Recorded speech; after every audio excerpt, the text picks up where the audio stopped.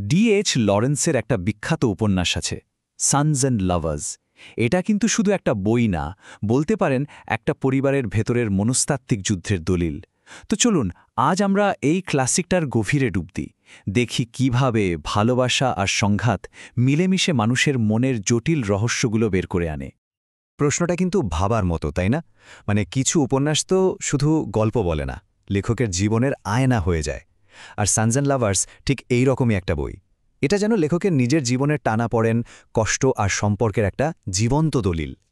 আসলে এই উপন্যাসটা হলো লেখকের জীবনের আয়না, তাই এর গল্পটা যদি ঠিকঠাক বুঝতে হয় আমাদের প্রথমে একটু ডি.এইচ. লরেন্সের নিজের জগতে ঢুকতে হবে। কেন? কারণ এই বইয়ের প্রত্যেকটা চরিত্র, প্রত্যেকটা ঘটনা, সবকিছুর জন্ম কিন্তু তার ব্যক্তিগত অভিজ্ঞতা থেকে। এই ধরনের উপন্যাসকে বলা হয় আধা আত্মজীবনীমূলক বা সেমি অটোবায়োগ্রাফিক্যাল। মানেটা খুব সহজ। লেখক এখানে নিজের জীবনকেই গল্পের ভিত্তি হিসাবে ব্যবহার করেছেন। যেমন ধরুন, উপন্যাসের যে কেন্দ্রীয় চরিত্র পল মোরেল, সে আসলে লেখক ডি.এইচ. লরেন্সেরই একটা প্রতিচ্ছবি। উপন্যাসটা প্রকাশিত হয়েছিল কিন্তু অনেক আগে, ১৯১৩ সালে। আর এই সময়টা খুব গুরুত্বপূর্ণ, কারণ তখনকার শিল্প বিপ্লব, সামাজিক পরিবর্তন আর খনি শ্রমিকদের সেই কঠিন জীবন, এই সবকিছুর বাস্তবতা গল্পের পরতে পরতে জড়িয়ে আছে। আর এটাই কাহিনীটাকে আরও গভীর করে তুলেছে। তো লরেন্সের জীবনের এই প্রেক্ষাপটেই জন্ম নিচ্ছে মোরেল পরিবার।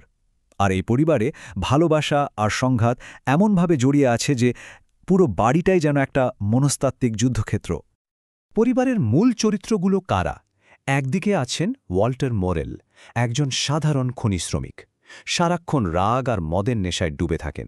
অন্যদিকে তার স্ত্রী গার্ট্রুড, বেশ শিক্ষিত, বুদ্ধিমতী, কিন্তু স্বামীর এই অবস্থা দেখে হতাশ।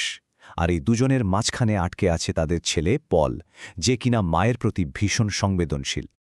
গল্পের মূল প্যাচটা কিন্তু এখানেই। গার্ট্রুড তার স্বামীর উপর থেকে সব আশা ছেড়ে দেন, আর তার যত ভালোবাসা, যত উচ্চাকাঙ্ক্ষা, সবটা তিনি ঢেলে দেন ছেলেদের উপর, বিশেষ করে পলের উপর। আর এই অতিরিক্ত স্নেহ আর প্রত্যাশার চাপ, এটাই পলকে মানসিকভাবে একদম বেঁধে ফেলে। মায়ের এই তীব্র ভালোবাসা আর প্রত্যাশার চাপ পলের জন্য একটা অদৃশ্য শিকলের মতো হয়ে যায়। সে ভালোবাসতে চায়, কিন্তু মায়ের ওই বিশাল ছায়া থেকে কিছুতেই বেরোতে পারে না। তো চলুন দেখি এই মানসিক বাঁধনটা কিভাবে তার প্রেম জীবনকে একটা ট্র্যাজেডিতে পরিণত করল। পলের জীবনে দুজন নারী আসে, মিরিয়াম আর ক্ল্যারা। মিরিয়ামের সাথে তার সম্পর্কটা ছিল খুব আধ্যাত্মিক, খুব গভীর, কিন্তু ওই অতিরিক্ত আবেগে একসময় পলের জন্য বোঝা হয়ে দাঁড়ায়। আবার অন্যদিকে ক্ল্যারার সাথে তার সম্পর্ক ছিল শারীরিক এবং মানসিক, কিন্তু সেখানেও সে স্থায়ী কোনো পূর্ণতা খুঁজে পায় না। এই একটা বাক্যেই যেন পুরো উপন্যাসের সারমর্মটা লুকিয়ে আছে।